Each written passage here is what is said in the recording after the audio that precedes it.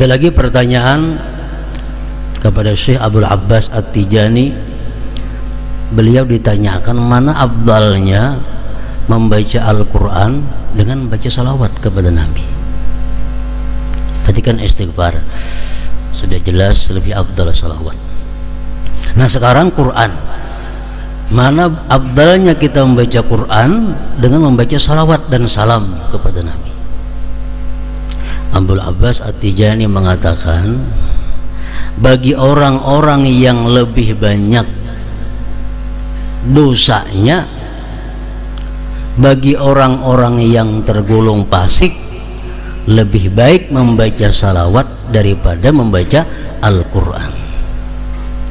Kalau orang-orang yang saleh, orang-orang yang sudah lebih banyak taatnya daripada maksiatnya, lebih baik dia memperbanyak membaca Al-Quran daripada membaca salawat. Nah ini perkataan Syekh Abdul Abbas. Kenapa sebabnya? Karena kalau orang fasik itu membaca Al-Quran, Quran itu kalamullah, Quran itu adalah wahyunya Allah. Kalau orang fasik membaca Al-Quran, dikhawatirkan satu, kurang beradab dengan kalam Allah. Yang kedua, barangkali yang dibacanya itu Al-Quran mengutuk dengan dirinya sendiri. Misalnya orangnya zalim, kalau membaca Al-Quran, dalam Quran ada apa? La'natullah ala zalimin, laknat Allah atas orang zalim. Berarti dia melaknat dirinya sendiri. Atau dia fasik, dia baca Al-Quran, wa ammal ladzina fasaqu fa ma'wahumun nar, orang-orang fasik itu masuk neraka. Berarti dia sendiri mengatakan dirinya masuk ke neraka. Nah untuk orang-orang fasik, orang-orang yang banyak dosa, lebih baik perbanyak salawat. Itu ujar Syekh Abdul Abbas tadi. Dalam kitab Sa'adatud Darain panjang lebar dijelaskan kisahnya itu.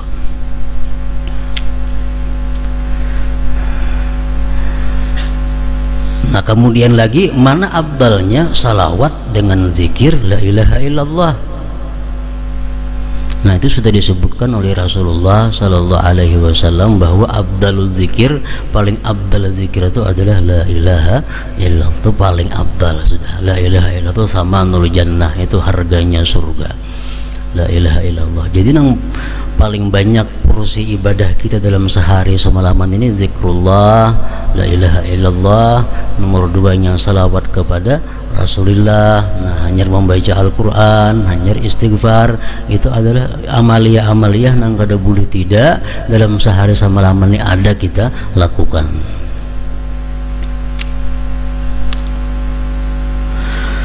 Abu Bakar Siddiq radhiyallahu anhu berkata, salawat kepada Nabi lebih cepat menghapuskan dosa daripada air dingin memadamkan api. Dan mengucapkan salam kepada beliau adalah lebih utama daripada memerdekakan budak. Umar dan Ali radhiyallahu anhuma menyampaikan sebuah hadis yang oleh Ali sendiri dinyatakan sebagai hadis marfu', yaitu innad du'a mawqufun bainas sama wal ard hatta tusalli ala nabiyyika. Sesungguhnya sebuah doa akan terhenti di antara langit dan bumi sebelum engkau bersalawat kepada nabimu. Dalam riwayat lain disebutkan ad-du'a bainas salataini alayya la yuraddu wa anna Allah wakkala biqabri malakan a'tahu asma'al khalaik fala yusalli alayya ahadun ila yaumil qiyamah illa ballagani bismihi wasmi abihi hadza fulan ibn fulan qad shalla alaik. Doa yang dipanjatkan di antara dua salawat kepadaku tidak akan ditolak. Sebelum inya berdoa, inya bersalawat dulu. Karena anak ampeh ditutupnya dengan salawat. Jadi doa itu anaknya di tengah-tengah salawat. Nah doa seperti itu kada ditolak oleh Allah Subhanahu wa ta'ala. Dan sesungguhnya Allah telah mewakilkan seseorang malaikat di kubur di kuburku, dan Allah telah memberinya seluruh nama makhluk. Tidak ada seorang pun yang bersalawat kepadaku sampai hari kiamat kecuali malaikat tersebut menyampaikannya kepadaku dengan namanya dan nama ayahnya. Ini Fulan bin Fulan telah bersalawat kepadamu. Jadi salawat dan salam kepada Rasulullah termasuk salah satu merupakan kunci mustajabnya doa, di samping yang lain-lainnya seperti Bismillahirrahmanirrahim di awal doa, itu termasuk adalah mencepatkan doa itu diijabah oleh Allah Subhanahu wa ta'ala. Jadi sebelum berdoa Bismillahirrahmanirrahim, kemudian lagi memuji Allah, Alhamdulillahirrabbilalamin. Sesudah Bismillah itu termasuk mempercepat doa itu mustajab. Sesudah hamdalah hanyar salawat dan salam kepada Nabi. Nah, kemudian hanyar doa. Kalau doanya panjang, kayaknya di tengah-tengah diselingi lawan salawat, doa pulang, salawat pulang, doa pulang. Kalau doanya panjang, nah, kayaknya akhir doa ditutup dengan salawat, dengan alhamdulillahirrabbilalamin, dengan amin. Nah, itu pun termasuk mempercepat dikabulkannya doa tadi juga. Jadi penutup doa itu salawat, alhamdulillahirrabbilalamin lawan amin. Kita lagi tebaling amin pemulaannya, amin amin amin, hanya berdoa. Nah, amin itu peampihan mestinya hendaknya. Alhamdulillahirrabbilalamin, amin. Nah, itu.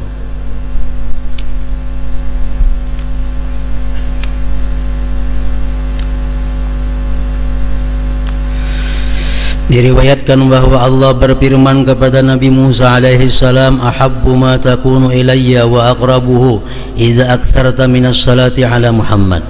Keadaanmu hai Musa yang paling kusukai dan paling dekat denganku adalah jika engkau banyak bersalawat kepada Muhammad. Jadi bersalawat kepada Muhammad ini bukan hanya sesudah masa Nabi kita, mulai zaman Nabi Adam, salawat kepada Nabi Muhammad ini sudah diamalkan, sudah dikenalkan. Hadis riwayat Ibnu Abbas radhiyallahu anhu dalam kitab Risalatul Qusyairiyah. Dalam riwayat lain disebutkan, salatukum alayya mujawwizatun li du'aikum wa mardatun li rabbikum wa zakatun li abdanikum wa man shalla alayya fi kitabin lam tazalil malaikatu astaghfiru lahu ma baqiya ismi fi dzalikal kitab. Salawat kalian kepadaku membuat doa kalian terkabul, mendatangkan keridhaan Tuhan kalian dan menyucikan tubuh kalian. Dan barang siapa menulis salawat kepadaku dalam sebuah kitab, maka para malaikat akan memohonkan ampun baginya selama namaku masih tercantum dalam kitab tersebut. Kalau kita menulis di buku, dan buku nang apakah kita tulis salawat pemulaannya, bagus benar itu, tulis sallallahu ala sayyidina Muhammadin wa ala alihi wasallam, atau Allahumma salli ala sayyidina Muhammadin wa ala alihi wasallim. Selama tulisan itu dalam kitab masih ada, kada luntur, malaikat terus menerus setiap saat memintakan ampun terhadap dosa-dosa kita ini kepada Allah Subhanahu wa ta'ala. Nah, bagus benar itu. Di rumah di mana kah ditulis salawat Allahumma salli ala sayyidina Muhammadin wa ala alihi wasallim. Selama tulisan itu masih ada, orang yang menulis tersebut selalu dapat ampunan dari Allah Subhanahu wa ta'ala yang dimintakan oleh para malaikat tadi.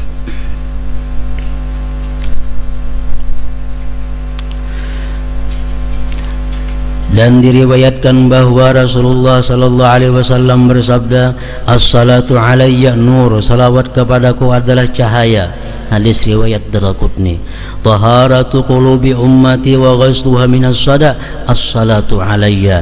Salawat kepadaku merupakan pembersih dan pencuci hati umatku dari karat, dari tagar. Dalam sebuah hadis qudsi disebutkan, ya Muhammad, ja'altuka dzikran min dzikri, man zakaraka faqad zakarani wa man ahabbaka faqad ahabbani. Wahai Muhammad, telah kujadikan engkau sebagai salah satu zikirku. maka barang siapa menyebut namamu berarti ia telah berzikir kepadaku, dan barang siapa mencintaimu maka ia telah mencintaiku. Dalam riwayat yang lain disebutkan, man shalla alayya yaumal jumu'ah 80 marratan ghafarallahu lahu dzunuba 80 sanatan. Barang siapa bersalawat kepadaku sebanyak 80 kali pada hari Jumat, maka Allah akan mengampuni dosanya selama 80 tahun. Apabila membacanya yang Jumat selawat itu, nah dalam hadis lain menyebutkan bahwa itu dibaca sesudah asar. Ada hadis lain yang menyebutkan siapa yang berselawat kepadaku sesudah asar hari Jumat. Jadi imba asar hari Jumat berselawat kepada Nabi 80 kali, jangan kurang jangan lebih pada 80 itu, Allah akan mengampuni dosanya selama 80 tahun. Dosa yang macam apa hanya Allah yang tahu. Pokoknya dosa-dosa kita diampuni Allah selama 80 tahun. Dan salawatnya macam apa? Salawatnya itu salawat khusus. Oleh para ulama disebutkan salawat yang dimaksud di situ adalah salawat ummi. Jadi Allahumma salli ala sayyidina Muhammadin nabiyil ummi wa ala alihi wa sallim. Nah itu yang dibaca 80 kali.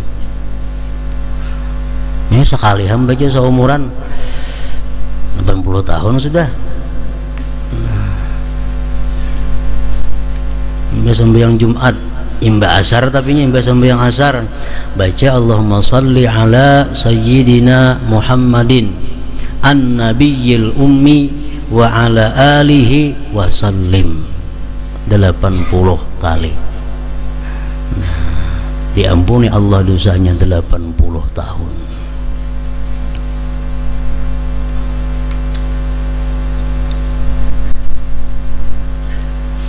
Jadi ujar para ulama mengatakan kalau ada kita mendengar hadis-hadis atau yang lainnya tentang bicara fadilatul amal, keutamaan amal, kita dituntut mengamalkan itu walaupun sekali seumur hidup, supaya kita kada termasuk orang yang kada mengamalkan ilmu. Ini tahu semua fadilah berselawat imba asar 80 kali baik, tapi seumuran kada semua amalkan, berarti orang ini kada mengamalkan ilmu. Kalau dia pernah mengamalkan walau cuma sekali, terlepas daripada orang yang tidak mengamalkan ilmu, khususnya ilmu itu. Allahumma salli ala sayyidina Muhammad an-nabiyil ummi wa ala alihi wa sallim. Nah 80 kali ba'dal asar, sesudah asar. Allah Ta'ala mewahyukan, ya ayyuhalladzina amanu sallu alaihi wa sallimu taslima. Suratul Ahzab ayat 56. Wahai orang-orang yang beriman, bersalawatlah kepada Nabi dan ucapkanlah salam penghormatan kepadanya. Dalam ayat ini Allah Ta'ala memerintahkan kita untuk bersalawat kepada Nabi Muhammad sallallahu alaihi wasallam. Perintah ini adalah perintah wajib. Para ulama sepakat bahwa salawat kepada Rasulullah sallallahu alaihi wasallam ini memang hukumnya wajib. Sebagaimana ulama mewajibkannya setiap kali nama beliau disebut dan didengar. Ada ulama yang berpendapat setiap kali kita mendengar nama beliau kita wajib bersalawat. Hal ini disampaikan berdasarkan beberapa hadis yang mengancam orang yang tidak bersalawat ketika nama beliau sallallahu alaihi wasallam disebut. Ada pendapat itu, bila mana kita mendengar nama Nabi kita wajib bersalawat. Nah, sebagian lagi berpendapat bahwa kewajiban tersebut hanya pada waktu tasyahud akhir. Salawat itu wajib pada tasyahud akhir sembahyang. Pendapat ini dikemukakan oleh Imam Syafi'i, Ishaq bin Rahawayhi, Imam Ahmad dan beberapa sahabat seperti Abdullah bin Mas'ud, berdasarkan riwayat yang disampaikan oleh Ibnu Abdul Bar. Beliau juga meriwayatkan bahwa Ibnu Umar, Abu Mas'ud Al-Badri, Imam Abu Muhammad Ja'far As-Sadiq bin Muhammad bin Ali, dan Imam Amir Asy-Sya'bi juga berpendapat demikian, bahwa salawat kepada Nabi itu wajib hukumnya dalam tasyahud akhir. Sebagian ulama mengatakan tidak kutemukan seorang sahabat dan tabi'in pun yang menyatakan bahwa salawat tidak wajib, kecuali An-Nakhai yang mengatakan bahwa salawat itu tidak wajib. Sebagaimana ulama sepakat bahwa pembacaan salawat tersebut hanya disyariatkan pada waktu tasyahud dan salat jenazah. Salat jenazah wajib juga, rukun kalau tuh sembahyang kifayah. Rukun pertama baca Fatihah, Allahu Akbar, yang kedua salawat kepada Nabi. Hanya saja mereka berbeda pendapat mengenai hukum membacanya wajib atau mustahab sunat. Ulama sepakat bahwa dalam tasyahud akhir mesti ada salawat, dalam sembahyang jenazah mesti ada salawat, itu sepakat. Cuma hukumnya mereka khilaf, ada mengatakan wajib, ada mengatakan sunat. Nah, kalau imam kita Syafi'i mengatakan wajib.